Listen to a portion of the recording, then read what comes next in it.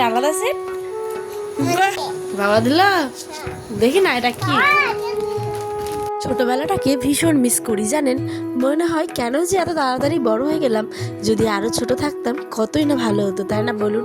এই সংসারের মায়াজাল, তারপরে দায়িত্ব কর্তব্য সমস্ত কিছু যেন এখন আমাদের নিজেদের জীবনটাকে মানে কোথাও একটা যেন আটকে দেয়, তাই না বলুন?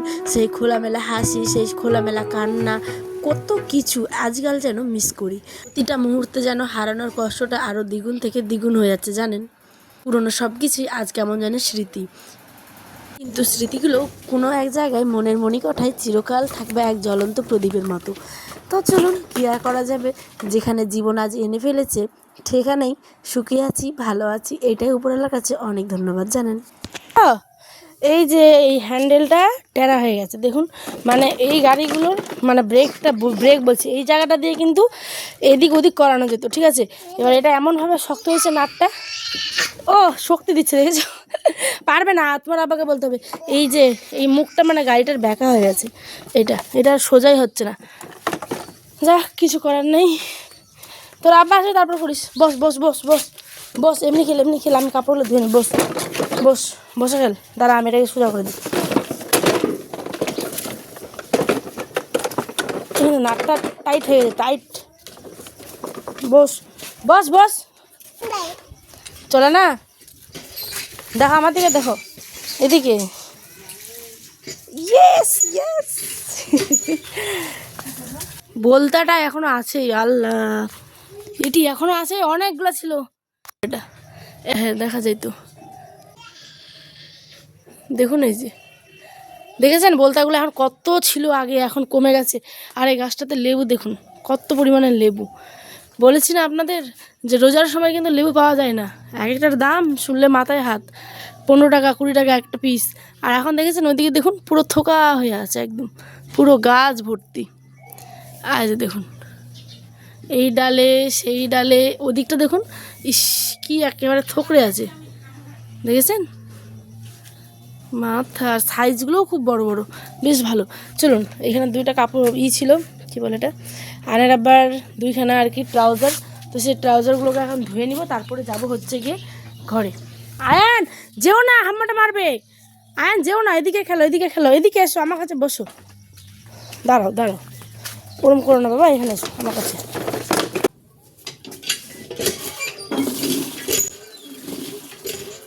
সময় হচ্ছে যে জলের স্রোতের মতো, সত্যি কথা বলতে সময় যে কোন দিক থেকে কোন দিক মানে জীবনকে নিয়ে যাবে, মানে এক পার থেকে আরেক পার, সে আপনি আমি কেউ জানি না। সে শুধুমাত্র ওই যে উপরে একজন বসে আছে তিনিই জানেন, যার জন্য যেটা নির্ধারিত সে ঠিক সময় মতো সেটাই কিন্তু পেয়ে যায়। যেমন এই সময়টা আমার জীবনের একটা মানে কি বলবো, সব থেকে ভালো সময়।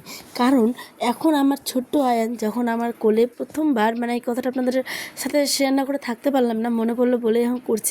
ফার্স্ট টাইম, একদম ফার্স্ট টাইম যখন ওকে আমি দেখেছিলাম, আপনারা ভাবতে পারবেন না যে মানে আমার জীবনের সব থেকে একদম ভালো মুহূর্ত, মানে প্রতিটা মেয়ের ক্ষেত্রেই হয়তো সেটা, আমি আমার ক্ষেত্রে বলছি, যখন মানে আমার অপারেশন থিয়েটারে আমাকে নিয়ে গেছিলো আর আমাকে সেই ইঞ্জেকশনটা দিয়েছিল, ঠিক আছে, মানে যেহেতু সি সেকশন হয়েছিল তো ইঞ্জেকশন তো কোমরে দিবেই।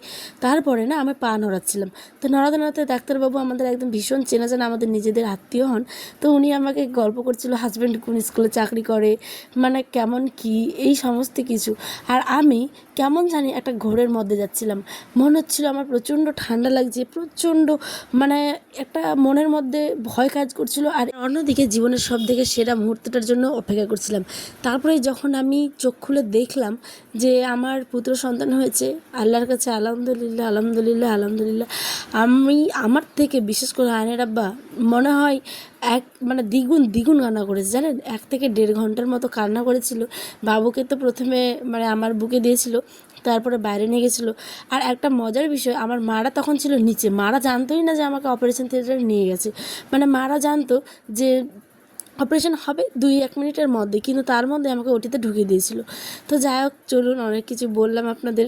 এইখানটায় আমি গেছিলাম হচ্ছে জালান ঘরে জানেন, কারণ এই জ্বালান ঘরে আমার একটু যেহেতু চুলোটা নতুন করেছি, আপনারা তো গত মানে ব্লগগুলোতে দেখেছেনই, তো সেই চুলোটাতে একটু ধোয়া দিব মানে আগুন দিব, সেই কারণে গেছিলাম হচ্ছে গিয়ে আমাদের জ্বালানি ঘরে বেশিক্ষণ থাকিনি, সাপ টাপের যেহেতু খুবই ভয়, সেই কারণে। আর ওই যে দেখলেন একটু আগের দিকে বড় বড় বস্তা মোটা মোটা, ওইগুলো হচ্ছে তেজপাতের বস্তা জানেন। চলুন এখানটায় দুটো যে কান্ডি কেটে যেগুলো বেঁচে যায় সেইগুলো একটু নিয়েছি ধোয়া দিব বলে। আর আমি একটা জিনিস আপনাদের দেখালাম, আপনারা কে কে দেখলেন আমি জানি না, ওই যে মানে জ্বালানি ঘরে একটা কিন্তু ছোট্ট কিউট একদম বাচ্চা, মানে বিড়ালের বাচ্চা ছানা আর কি, বেশ রেস্ট করছিল শুয়ে।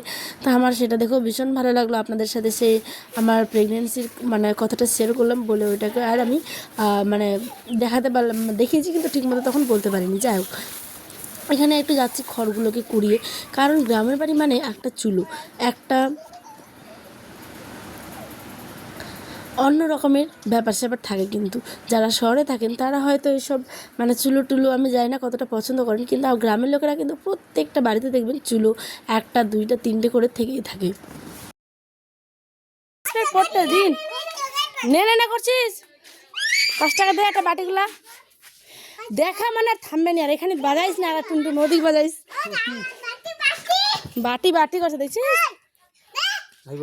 ভাই, ও ধমক দিয়ে দিয়ে নিবে ভাই। অন্যটা আছে না কমলা রঙেরটা কেশরেরটা দে, তাহলে চামচ দে। নাই নাই দে, 10-এর খেলায় লাভ নাই, প্রতিদিন যদি 10 টাকা খাই তাহলে শেষ একদম। আয় আয় আয় আয়, পয়সা এনে দি আয়। গরম গরম গরম না না, মানে আমিও পাগল হয়ে গেছি বলতে বলতে, বলছি গরম গরম ঠান্ডাটাকে। আয় আয়। তো জ্বালানির যেহেতু অভাব নেই, তো সেই কারণে আমাদের একটা আখা দেওয়ার প্ল্যানিং ছিল কয়েকদিন ধরে, কিন্তু আয়নের আব্বা এরকমভাবে আমাকে দিতে বারণ করছিল, কারণ তার পছন্দ হচ্ছে বেশ উঁচু হবে, ঠিক আছে, উনুনটা যেগুলো ইউটিউবে দেখায় বেশ ভালো ভালো ভিডিওগুলো, ওরম করতে আসছিলাম আমরা, যেহেতু পাইপ টাইপ লাগে, কিন্তু বাড়িঘর যেহেতু এখন হবে না, তাই ঠিক মতো কোনো কিছুই গুছোতে পারছি না। জানেন কি করব বলুন, ইচ্ছে থাকলেও উপায় নেই এখন, শুধুমাত্র মানে কি বলবো আর মানে ভালো লাগছে না কিছু। যাই হোক, চলুন এই যে এখানে এসেছি, এইটা আমার বিয়ের পর মানে 3 বছর হতে যাচ্ছে। আমি মানে কি বলবো, এই বিয়ের পরে এটা কোনোদিনও পরিষ্কারই করিনি, এটা আয়নের আব্বাদের মানে অনেক অনেক কিছু ছিল এখানে নোংরা, আমি হাতে দিতাম না, যেহেতু আমার ডাস্ট অ্যালার্জি আছে। তো ডাস্ট অ্যালার্জি থাকার পরেও এইগুলো মানে ঘরে এত সাপ, মানে সাপের উৎপাত, মানুষের বাড়িতে বিশেষ করে ঘরগুলোতে সাপের এত উৎপাত। আমার সেই থেকে যে গ্রামে একজন আমাদের কামড়েছিল, আপনাদেরকে তো ব্লগে দেখেছিলামই যে আমাদের গ্রামে একজনকে সাপে কামড়েছে। তো যারা দেখেনি ব্লগটা দেখে নেবেন একটিবার হাতে সময় থাকলে। তো ওনাকে আমি দেখাতে পারিনি, কারণ হচ্ছে উনি তো হসপিটালে চলে গেছিলেন। কিন্তু দেখুন আমাদের বাড়িতে এত এগুলো নোংরা মানে সানসেটের উপরে ছিল, যেগুলো আমি পরিষ্কার না করে থাকতে পারছিলাম না। তো আজকে বাধ্য হয়ে দেখুন নাকে ঢাকা নিয়ে নিয়েছি, ঢাকা থাকলেও কি আর হয়, প্রচুর ধুলো ছিল, আমি পুরোটুকু আপনাদের মানে পুরোটুকু শেয়ার করতেই পারিনি। তো সাপের উৎপাতে আর কি টিকে থাকার দায় হয়ে গেছিলো এক কথায়, মানে বাড়িঘরে। তো আমাদের বাড়িঘরে এখনও অবধি সাপ দেখা দেয়নি, কিন্তু এইগুলো যে দেখছেন কত পুরনো সব ব্যাগপত্র, কত নোংরা নোংরা জিন্স, কত কিছু, কি করি বলুন তো, মানে ভালো লাগছিলো না কিছু। তারপরে এগুলোকে ভালো করে জঞ্জালগুলোকে সব বাইরে করে একদম পুড়িয়ে দিব, হচ্ছে গিয়ে দেখতেই পাবেন একটু পরে কত কিছু হয়, বস্তা বস্তা নিয়ে গেছিলাম জানেন। এইদিকে আমার সোনা আব্বাটা দেখুন এখনও ঘুমোচ্ছে। আমি সত্যি কথা বলতে কি বলবো, যেদিনই ভারী কোনো কাজ করি আয়ন সোনা কিন্তু অনেকক্ষণ ঘুমিয়ে থাকে।